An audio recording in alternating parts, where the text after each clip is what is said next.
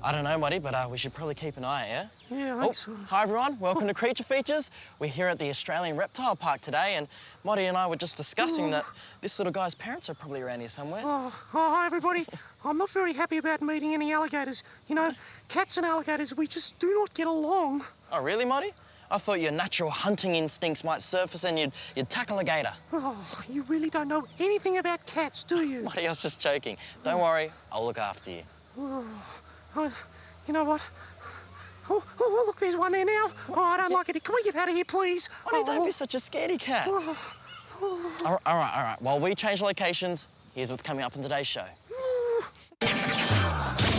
Coming up on Creature Features, we check out the colourful and talkative Eclectus parrot. Bye-bye. Show you how to make a fun, funky jumper monkey. We'll meet some people rescuing native animals, and I'll be joining back-to-back Iron Woman champion Christy Munro in the surf. Come on, birdies. Come on, just a little bit closer. Just want to have a better look at you. Oh, now I can hear you saying, "Who let the cat among the birds?" But don't worry, I can be trusted. I'm just getting a little bit too old and a bit too chubby to go chasing birds up trees. And anyway, my jewellery would make far too much noise for me to get close enough without frightening them away. Now, there is one bird that does look yummy. Very attractive. It's the Eclectus parrot, and I'm told they can even talk. Fancy that. A talking animal. How weird. Anyway, if you're considering a bird for a pet, maybe you should take a closer look at the Eclectus parrot. Hi, I'm Louise. I've got 2 bearded dragons, 1 turtle, 1 white cockatoo, and my favourite pet of all is Eclectus parrot. And one of their favourite things is to go for a drive in the car. Come on, Gremlin.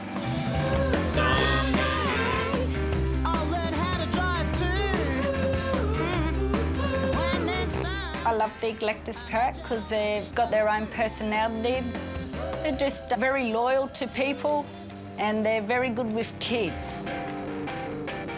The male Eclectus parrot is all green with the orange beak and fluorescent blue on the wings, and the female ones are all red with purple on the wings and purple around the eyes like they've got mascara on, and they've got a black beak. Most times the females are more uglier than the males, but in this case the females are more prettier. This is Ruby. She escapes like nobody's business. One day we left the garage door halfway open. She got herself out of the locked cage, out all night and out the next day until the next night after. And my mother heard her in the tree, so my dad and myself, we climbed up the tree and got her. And I think the whole experience must have frightened her out in the night out in the town, because now she just likes to follow me around and cling to me. Wherever I am, she likes to be with me. Hi, my name is Alera and this is my brother Jason. And we're thinking about getting a Eclectus parrot for a pet. Now we're going to go find out about him. Hi, kids. Hi, Louise. How you going? Good, this is Gremlin. Hi, Gremlin. Hi, Gremlin. Okay, there's another cute little bird I'd like you to meet, Rosie. She's only 5 weeks old. How do you hold a bird? I'll show you. You put your hands like that and you just get them out gently. You don't have to worry about hurting them too much. All you got to do is don't squish them. That's the most important part. And just keep your hands around so they don't flap her anywhere. And she'll be comfortable there if you do that 3 times a day and just hold her like that and give her a bit of a pat every now and then. When can they be separated from their parents? Preferably about 8 weeks. So 6 weeks they start getting all their feathers and then they start learn to stand on a perch. And after 6 weeks they'll start eating by themselves. So, Louise, what do they eat? Well, they have a lot of variety of fruit and vegetables, eggs and pawpaw. The most important part though, you've got to clean their cages out from the night before. They're not allowed to eat avocado because it's very poisonous to birds when they eat avocado and it could kill them. Louise, do they eat seeds? Yes, they eat a little bit of seed I give them every day, but not a lot of seed because they don't find that in the wild.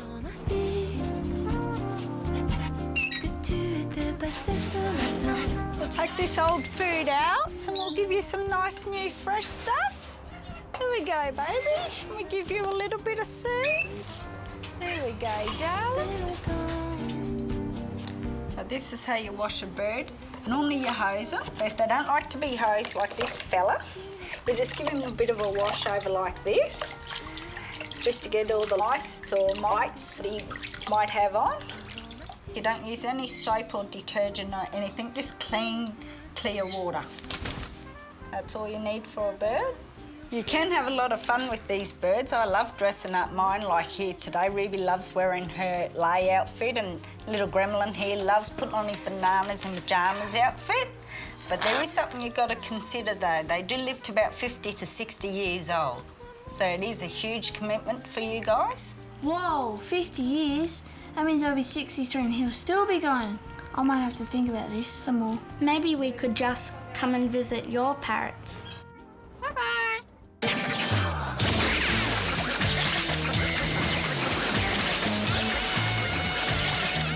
Eclectus parrot fact. The Eclectus parrot eats fruits, seeds and nuts, but their favourite fruit is the pomegranate. My jumper's too small and itchy. My jumper's too big and long. Mine's just right.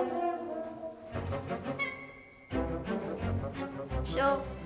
Right. Yeah, mine's fine. But hey, don't throw away yours. I know just how to use them still. How? We can make a creature. And not just any creature. This creature is going to be a funky monkey. Funky monkey, monkey, Yeah, funky, that's right. monkey, monkey, monkey, monkey, monkey, Funky monkey, yes. Now to make our funky monkeys, we need jumpers. Check. Check. Check. We need a pattern. We Check. got some pins. Check. Thread, needles, buttons, Check. stuffing, Check. and some wool wash. Check. Because the first step is we're going to wash our jumpers and make them shrink. To do that, we wash them on the highest temperature possible. So we get them out? Take them off, yes. And because our jumpers are 100% wool, not only will they shrink, but they will also felt, making them nice and strong. Okay, well, our jumper's ready to go. Now we just have to put our pattern on, pin it down, and cut it out.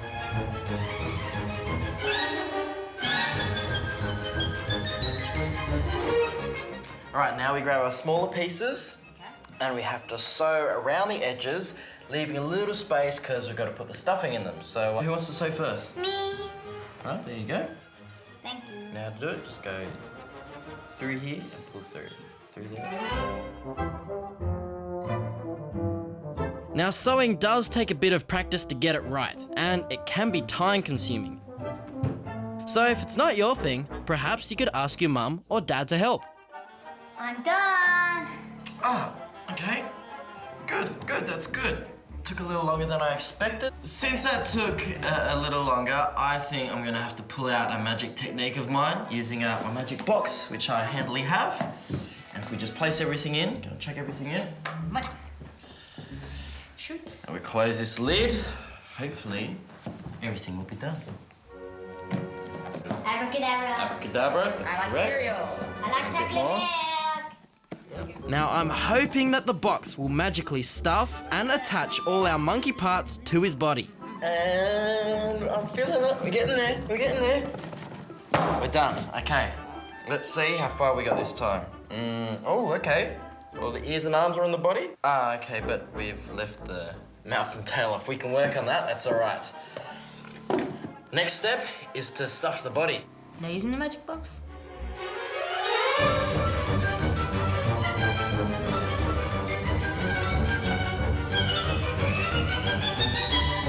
Okay, well, he's not looking like a monkey yet, but he will once he gets his monkey features on. So we need to sew up the opening there. Then we need to sew on his mouth and his tail. So you got the needle and thread. You look ready to go. Yep. And for the eyes, we're going to sew on a couple of buttons. Nice. And we're done. Is it a funky monkey or what? Yeah! I think it's very funky, yeah. Well done. Good on you guys. Funky, monkey, funky, funky, monkey. Now later in the show, we'll meet some people rescuing native animals. And I'll hit the beach with Iron Woman Christy Munro and her staffy, Roxy. But right now, it's time to check out some curious creatures.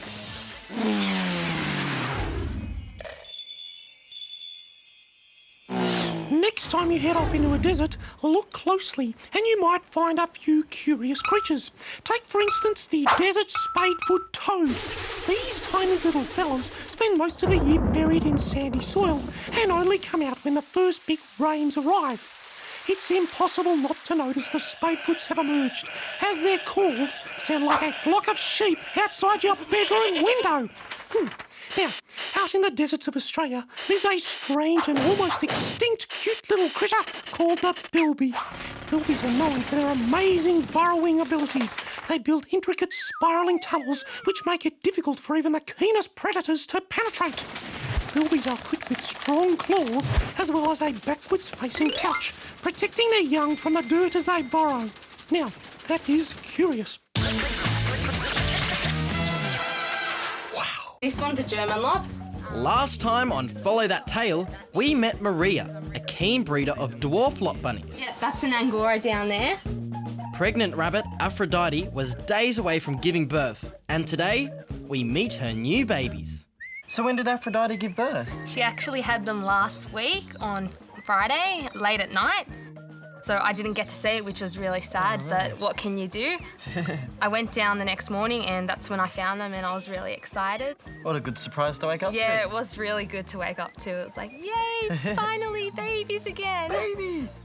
Now, to me they seem healthy, but I don't know, are they? Yes, they're actually quite healthy, these little guys. As you can tell, they don't look like bunnies at the moment. They look more like rats, but in a few more weeks they'll start to develop more fur.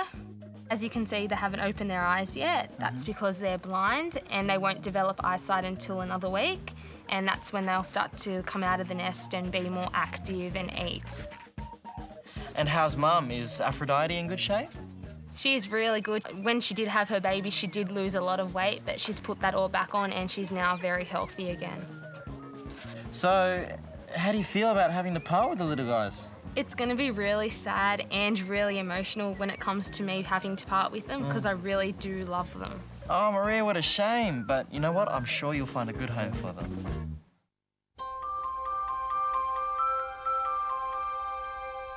In fact, today, Maria's expecting a visitor. A potential new owner who's coming over to make her selection from the babies. It's a sobering moment of realisation for Maria. These beautiful baby bunnies will soon be in someone else's care. How are you feeling? Not that good. Not so really good? upset. Yeah.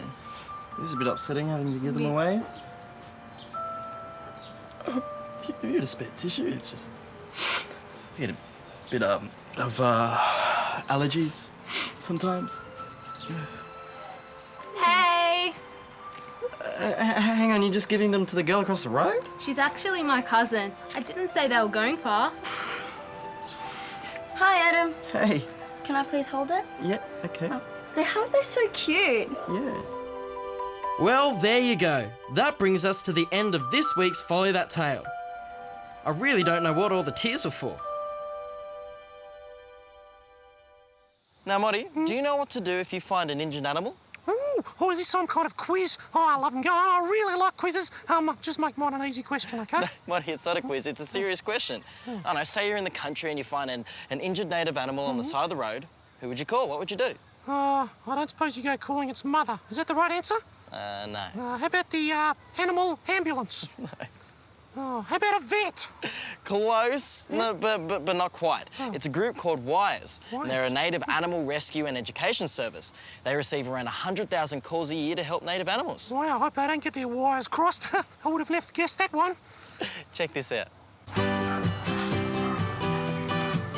When our pets get sick, we take them to the vet and we can nurse them back to health. But what happens to our native wildlife? Who cares for them? And who looks after their babies when Mum is no longer able to? Hi, my name's Farida and I've been in WIRES for 7 years. WIRES is a native animal rescue and information service that's run by volunteers. Its main aim is to rescue injured and orphaned wildlife. You got a sore eye, haven't you? The best thing about being a native wildlife carer is having the opportunity to handle and care for animals that previously I'd only ever seen in picture books. Here you go. And you got nice big ones. She's eating okay now. The nose is nice and pink. Might have been the... Farida's husband Danny is also a wise carer. Everyone loves animals, and we got to look after them, especially our native animals, because they are unique. Nowhere else in the world do they have animals like us. So we got to look after every one of them. Danny and Farida specialise in caring for adult and juvenile possums. They take any babies that are found to their friend and fellow wise carer, Merrily. Okay, 300 grandma whose mum's been hit by a car. Okay, we'll bring her in and we'll check her out. Okay, bye-bye. Hi, my name is Merrily and I've been a wise foster carer for 10 years.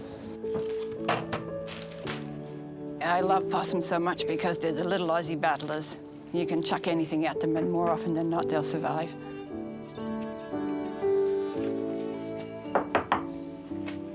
Hi, Merrily. Hey, Farida, how are you? Look what I got for you. Well, come on inside and we'll check her out. Now, she was found up at Sun Valley on the highway. Mum was dead. Okay. And when an animal comes to us, it's usually in need of some type of care. So initially you assess the animal and find out just how urgent its care needs are. Hello. Oh, it's a little girl. Oh, excellent. Just see her pouch.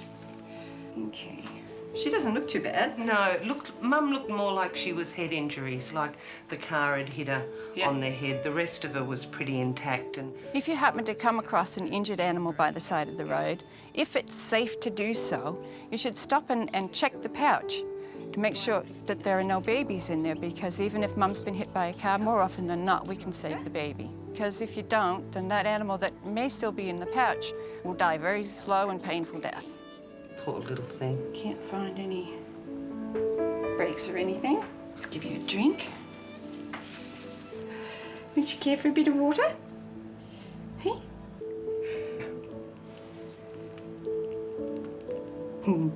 Good girl. We'll give her some milk in a wee bit.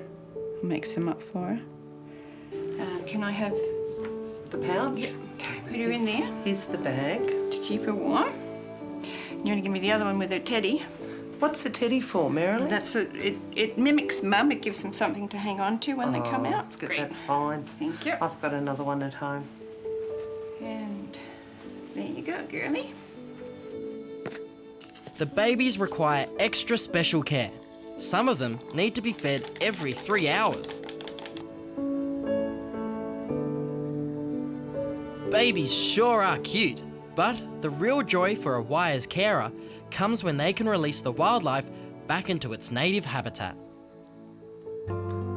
These are our aviaries that we keep our outside possums in, possums that are due to be released. As you can see, the aviaries are quite big, lots of room for them to move around, find their own food and get ready to go back to the wild. Come in and meet Screamer. In here we have Screamer. Screamer's an adult male brush-tailed possum. He's been in care with us for about 2 months. He came in because he had wounds on his back that he'd got from fighting with other possums in the wild. And after having his medicine, he's now ready to go home. Okay, what do you reckon? What do you think about that one there? No. No? Too high, that one. Okay, and that black one? Well, the regulations with the possum world is we got to release the possum within 50 metres of where it was found. And doing that there, this possum was found down the road a bit. We've chosen this tree here because it's close to the water and it can be support fed by the lady in the house. So it'll always have food at night times and she can watch out for it. If it's in any trouble, we'll take it into care again. We're going to bring Screamer out of the car and put him up in the box. He's in the box, and we'll nail the box up there and secure it on the tree, and then release the trap door for him so he can get out at night time into the wild. And the tree's got places where he can climb out quite easily. This is what it's all about, caring for animals and releasing them back into the wild where they belong. Being a possum, it's important that he's released as close as possible to night time because they are nocturnal animals. They feel comfortable at night time, and if they're exposed in the daytime, any animal or any other animal can attack them.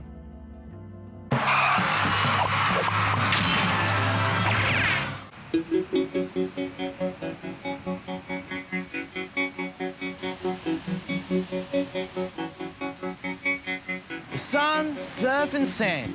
You just gotta love it. And today we're gonna meet someone that not only loves it, they live and breathe it.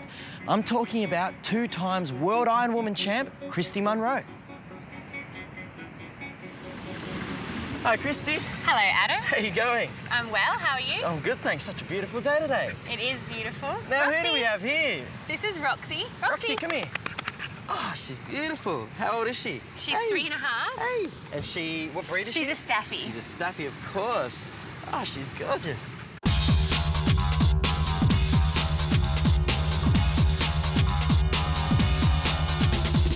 Being an Iron Woman, what does that mean? An Ironwoman is a sport we do here at the beach. We've got competitions that run for a whole weekend, and there's lots of different events involved. Board races, ski races and swimming, and then the Ironwoman is when we put all of those legs together and do it all as one race. Now, you're actually the world champ. How did it feel to win a world title? Yeah, that was a great feeling when I won the first world title. It's been something that I've been working towards since I was in Nippers, and the world titles only come around every 2 years, so to be able to win that, it was a great feeling. It definitely pays in this round of the women and the Iron Woman to beat Christy. So you mentioned Nippers. Is that how you got into the sport? Yeah, every surf club has Nippers, and so I started there when I was about 6, and you stay in Nippers till you're about 14, and then you sort of work your way up through the senior ranks of lifesaving from there. Christy Munro, a magnificent effort. Well, now, it's quite tough. How do you stay with it? It's just a passion of mine. I think I just love being at the beach. I love keeping fit, and when you do have a good result, it's a really great feeling.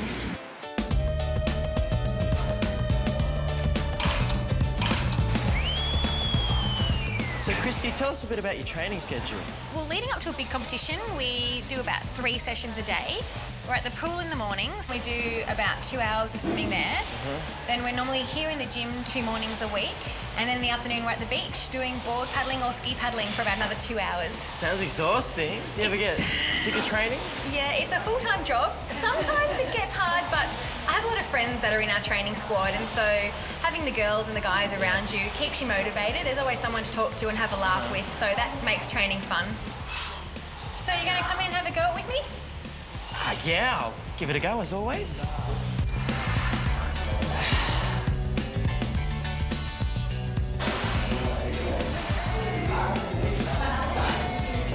Yeah, 100. Yeah, 100 chin-ups. Good work, Al, good work. Christy, can we just go to the beach now? Yeah, Adam, that sounds like a good plan. Yes.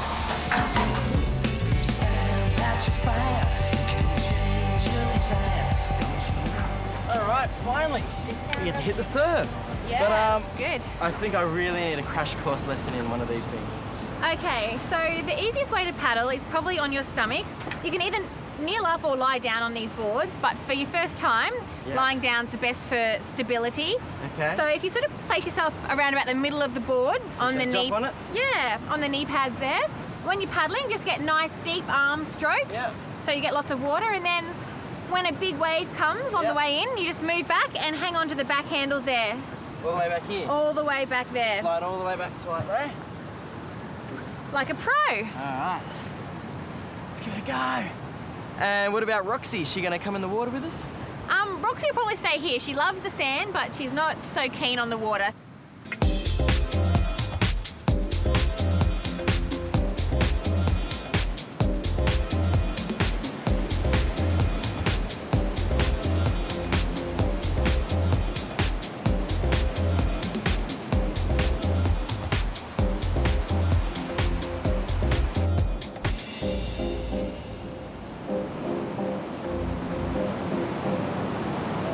That was great. I really enjoyed that. Oh, good. I'm glad. Well, thanks for the lesson and thanks for hanging out today. Not a problem. And thanks for introducing me to Roxy as well. Oh, you're welcome.